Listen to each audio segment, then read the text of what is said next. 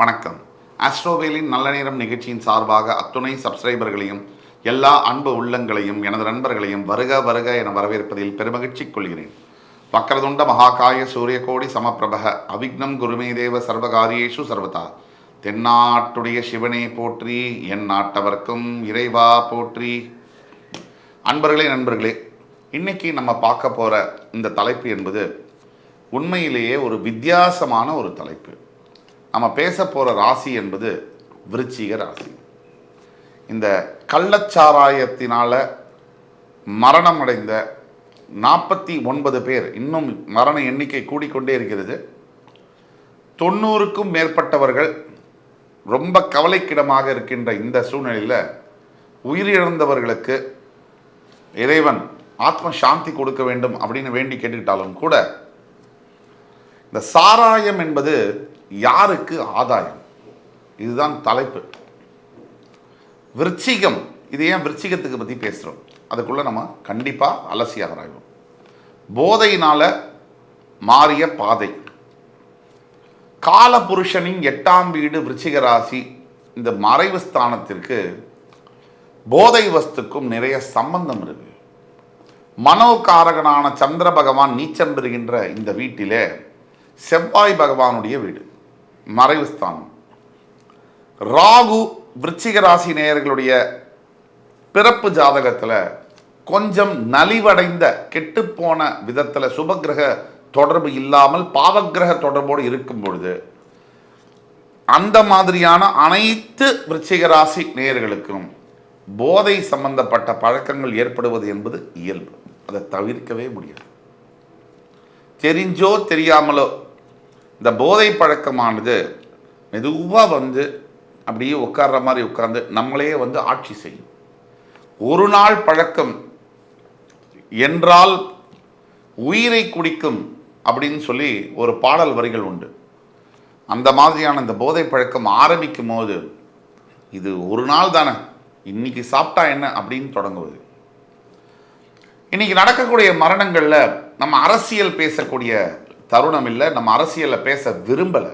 இருந்தாலும் நாம் இருக்கக்கூடிய இந்த தமிழ் மண்ணில் ஒரு 49 அப்பாவிகளுடைய உயிர் போயிருக்கு. ஒரு பக்கம் வீட்டில் சும்மா இருக்க வேண்டியதானே, இவங்க கள்ளச்சாராயம் எதுக்கு, சாராயமே எதுக்கு குடிக்கணும் அப்படின்னு நம்ம சொன்னாலும் கூட, உழைத்து களைத்து போயிருக்கக்கூடிய ஒரு ஏழைக்கு அவரால் கிளப்புக்கு போக முடியாது. அவரால் வந்து அவங்களுக்காக வாதாடலை, நடைமுறை யதார்த்தத்தில் சொல்கிறேன். மனிதனுக்கு ஏதோ ஒரு அவுட்லெட், ஒரு டைவர்ஷன் அப்படிங்கிறது தேவைப்படுது. நாம் இங்கே உட்காந்து சொல்லலாம், இவங்க ஏன் சாப்பிட்டாங்க, இப்படி எது இருக்குது, இது பண்ணோம், அதனால தான் இந்த மாதிரி ஆச்சுன்னு சொல்லலாம். சராசரியாக விளிம்பு நிலையில் இருக்கக்கூடிய மனிதர்களுக்கு என்னென்ன என்டர்டெயின்மெண்ட் இருக்குது அப்படின்னு அலசி பார்த்தோம்னா, இந்த உலகம் முழுக்க இருக்கக்கூடிய என்டர்டெயின்மெண்ட்டில் எல்லாத்தையும் அவங்க பார்க்கலாம், ரசிக்கலாம். ஒன்றுத்தையும் அனுபவிக்க முடியாது அப்படிங்கிறது தான் யதார்த்த உண்மை. அப்படிப்பட்ட உண்மை விருச்சிக ராசி அன்பர்களுக்கு அதிகமாக வருகிறது. இந்த எண்ணம் நம்மை சுற்றி எல்லாமே இருக்குது, எதையும் அனுபவிக்க முடியாது. இந்த சாராயம் என்பது யாருக்கு ஆதாயம்? இந்த சம்பவத்தில் நம்ம பார்த்தோம்னா, பர்டிகுலராக அந்த லோக்கலில் இருக்கக்கூடிய காவல்துறை ஆய்வாளருக்கோ இந்த காவல்துறைக்கோ தெரியாமல் இப்படிப்பட்ட சம்பவங்கள் நடப்பது என்பது கொஞ்சம் கடினம்தான். தெரிஞ்சோ தெரியாமலோ, நான் யாரையும் குறிப்பிட்டு நம்ம சொல்ல முடியாது, நம்ம முழுசாக தெரியாமல் சொல்ல முடியாது. இருந்தாலும் இந்த அளவிற்கு மிகப்பெரிய ஒரு 50 பேர் மரணம் அடைந்து ஒரு 100 பேர் கவலைக்கிடமாக இருக்கக்கூடிய அளவிற்கு நடக்குதுன்னா ஒரு சிஸ்டம் இருக்கும் இல்லையா, இந்த அரசியல் அமைப்பு, இதற்கு தெரியாமல் இருக்கக்கூடிய வாய்ப்புகள் ரொம்ப ரொம்ப எளிது. அது வந்து ரிமோட் சான்ஸ் தான் சொல்லணும். அப்போ தெரிஞ்சே இதை யாரும் எல்லா கட்சியிலும் எல்லா அரசியல் அமைப்பிலும் நல்லவர்களும் இருப்பார்கள், கெட்டவர்களும் இருப்பாங்க. அதனால் எல்லாரும் கெட்டவங்கன்னு நம்ம சொல்ல முடியாது. இருந்தாலும் ஒரு சில நபர்களுக்கு இது தெரியும். குறிப்பிட்டு அந்த காவல் ஆய்வாளருக்கு தெரியவில்லை என்றாலும் கூட ஒரு சில நபர்களுக்கு, அந்த ஏரியாவில் இருக்கக்கூடிய காவல்துறை சார்ந்த சில அன்பர்களுக்கு இது தெரிஞ்சு தான் இருக்கும். இதை மாதிரி தெரிஞ்சும் கூட இந்த மாதிரியான விஷயங்கள் வெளிநாட்டிலலாம் அதிகமாக நடக்கிறதில்ல, நம்ம நாட்டில் எஸ்பெஷலி தமிழ்நாட்டில் நடக்குது. நம்ம அரசியலை தவிர்த்து எதுலேயும், ஏன் அஸ்ட்ராலஜியில் கூட அரசியலை தவிர்க்க முடியாது. அரசியலை தவிர்க்க முடியாத கிரகம் சனி பகவான், செவ்வாய் பகவான், சூரிய பகவான். அப்படிப்பட்ட செவ்வாய் ஆட்சி பெறுகின்ற இந்த விருச்சிக ராசியில அரசியலை தவிர்த்து நம்ம செல்ல முடியாது, போதை பழக்கத்தை மறந்து செல்ல முடியாது. மனோகாரகன் வீக்கா இருக்காரு, சந்திரன் நீச்சம் பெறுகிறார். இந்த நேரத்தில் செவ்வாய் அவசரம், இந்த மாதிரியான அக்ரஷன், அதை குறிக்கக்கூடிய மறைஞ்சு தாக்கக்கூடிய அமைப்பில் 8ஆம் வீட்டில் இருக்கார். ராகு அத்தனை போதை பழக்கத்திற்கும், அத்தனை டெம்டேஷன், மனசில் ஏற்படக்கூடிய சஞ்சலம், ஒரு சலனம், இந்த ஒரு மாதிரி இதை செய்யலாமா அப்படிங்கிற ஒரு இதெல்லாம் ராகு பகவானுடைய வேலை. அப்போ செவ்வாயுடைய வீட்டில் இருக்கக்கூடிய விருச்சிக ராசி உங்கள் சுய ஜாதகத்தில் ராகு பகவான் உங்கள் பிறப்பு ஜாதகத்தில் கொஞ்சம் பாவகிரக தொடர்பு சம்பந்தம் ஏற்படுத்தியிருந்தால் நிச்சயமாக ஏதோ தெரிந்தோ தெரியாமலோ போதை பழக்கத்துக்குள்ள மாட்டிக்கக்கூடிய வாய்ப்பு என்பது அதிகம். இப்போ யாரை குறை சொல்வது? இந்த 50 உயிர் போனதுக்கு சாராயம் வித்தவர்களையா, சாப்பிட்டவங்களையா, இல்லை இந்த அமைப்பையா? எதை குறை சொல்வது? யாரை நாம் குறை செஞ்சாலும் சொல்லனாலும் பாதிக்கப்பட்டது யாருன்னா இறந்து போனவங்க அல்ல, அரசியல் அமைப்பு அல்ல, இல்லை வித்தவங்களும் இல்லை. பாதிக்கப்பட்டது ரொம்ப ரொம்ப எந்த தவறும் செய்யாத அப்பாவி குழந்தைகள். படிக்க வேண்டிய வயசில் தந்தையை இழந்த குழந்தைகள், தகப்பனை இழந்த ஒரு வீட்டில் பார்த்தீங்கன்னு சொன்னால் அந்த குழந்தையுடைய வாழ்க்கை என்பது கேள்விக்குறியாது. நிவாரணத்தை கொடுத்து எல்லாம் நகர்ந்து போயிட்டே இருப்பாங்க. ஆனால் அந்த குழந்தைகள் ஏற்படக்கூடிய பாதிப்பு, மன அளவில் பாதிப்புக்கு ஈடு செய்யவே முடியாது. நிவாரணங்கிறது பணம் இல்லை ஒரு கல்வி, எதை கொடுத்தாலும் அப்பாவை கூட்டிகிட்டு வர முடியாது. இப்போ இது ஒரு பக்கம். இப்போ காவல்துறையும் சில பேரை கைது பண்ணியிருக்காங்க. நம்ம அதுக்குள்ளே போல. பொதுவாக ஒரு கைது செய்தவர்களை நீங்கள் பார்த்தீங்கன்னு சொன்னால் ஏதோ ஒரு அப்பாவி, ஒரு ஏழை மக்கள் மாதிரி ஏதோ ஒரு லோக்கலில் இருக்காங்க. நீங்கள் எப்போவுமே இந்த விருச்சிக ராசிக்கு போதை பழக்கம் அதிகமாக அந்த ஈர்ப்பு இருக்கும். இப்போ விருச்சிக ராசியில் பிறந்த இந்த மரணமடைந்தவர்கள் ஜாதகத்தில் எடுத்தால் கூட நீங்கள் பார்த்தீங்கன்னா 50 பேரில் எடுத்தீங்கன்னா 3/4 விருச்சிக ராசி இருக்கக்கூடிய வாய்ப்புகள் நிறைய இருக்குது. ஏன்னா விருச்சிக ராசிக்கு போதை ஈர்ப்பு அதிகம். ஆக இந்த கைது செய்தவர்களுக்கும் விருச்சிக ராசிக்கும் என்ன சம்பந்தம்னா, விருச்சிகத்திற்கு தற்போது உள்ள சூழ்நிலையில் சில சமய சந்தர்ப்பங்கள் சரியா இல்லை.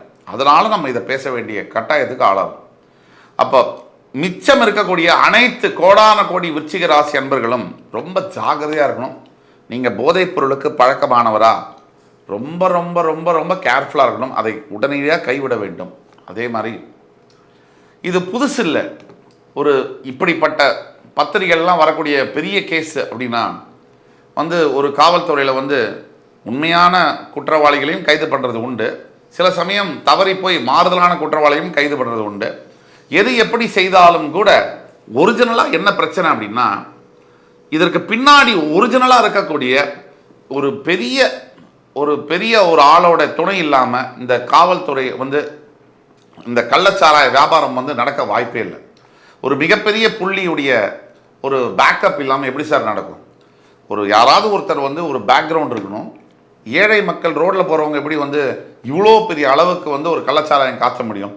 இதற்கு உண்மையாக பின்னாடி உடந்தையாக இருக்கக்கூடிய மாஸ்டர் பிரெயின், இது உண்மையாக இருக்கக்கூடிய குற்றவாளியை வெகு விரைவில் அந்த ஆண்டவனுடைய தீர்ப்பில் இந்த காவல்துறை கைது செய்து அவர் தக்க நடவடிக்கை எடுக்க வேண்டும். இறந்த ஆத்மாக்களுக்கு இந்த நியாயமாவது கிடைக்க வேண்டும். பொதுவாக விருச்சிக ராசி அன்பர்களுக்கு இதை குறிப்பிட்டு சொல்லக்கூடிய இந்த டாபிக் எடுத்து சொல்லக்கூடிய காரணம், விருச்சிக ராசிக்கு போதை ஈர்ப்பு மட்டுமல்ல, இந்த போதையினால் சில உடல் ரீதியான ஏன் மரணம் வரைக்கும் ஏற்படக்கூடிய வாய்ப்புகள் கூட இருப்பதனால் ரொம்ப நாம் ஓப்பனாக பேசுகிறோம். எல்லாத்தையும் கெட்ட விஷயத்தையாக இருக்கட்டும், நல்ல விஷயத்தையாக இருக்கட்டும், வெளிப்படையாக பேசுகிறோம்.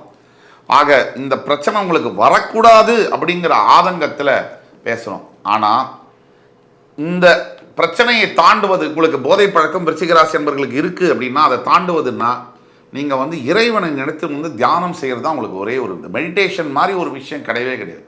கொஞ்சமாக ஒரு 5 நிமிஷம் மெடிடேஷன், ஒரு 10 நிமிஷம் மெடிடேஷன் அப்படியே தினம் பழக்கமாகி ஒரு 30 நாள், ஒரு 50 நாள் மெடிடேஷன் பண்ணிட்டீங்கன்னா விதியை கூட உங்களால் மாற்ற முடியும்.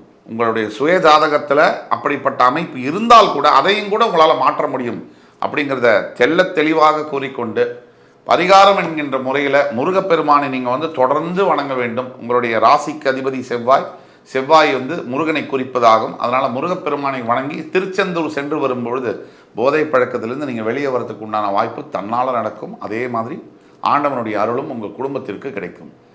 ஆக என் அன்புமிக்க விருச்சிக ராசி நேயர்களே, இந்த காணொளி உங்களுக்கு பிடித்திருக்கும் என்று முழுமையாக நம்புகிறோம். ஃப்ரெண்ட்ஸ், ஃபேமிலிஸ் அண்ட் ரிலேட்டிவ்ஸ்க்கு ஃபார்வர்ட் பண்ணுங்கள். பிடிச்சிருந்தால் லைக் பண்ணி, கமெண்ட் பண்ணி, சப்ஸ்கிரைப் பண்ணுங்கள். அடுத்து வரும் காணொளியில் மறுபடி உங்கள் எல்லோரையும் சந்திக்கும் வரை உங்களிடமிருந்து விடைபெறுவது உங்கள் சுபாஷ் பாலகிருஷ்ணன். நன்றி, வணக்கம், வாழ்க வளமுடன்.